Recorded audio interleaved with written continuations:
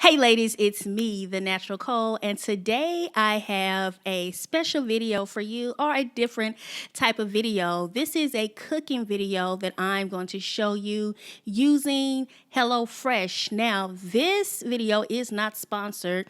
I've been seeing HelloFresh all over the place, and this is something that I wanted to try. Like most of you guys, my lifestyle is busy, and sometimes we don't like going to the grocery store.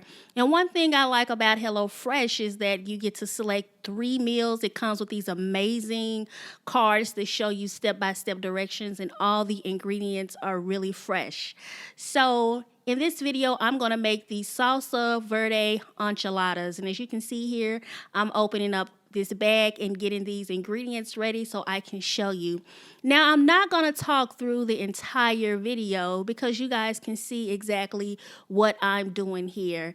As you can tell, I may sound a little bit excited here because I'm using a external mic like the DJ mic. So I'm like, why not DJ this cooking video up a little bit? So I'm going to stop talking and I'm going to get some music started so you can sit back, relax, and watch this video. And if you like this concept, if you like what I'm doing, please leave a comment below.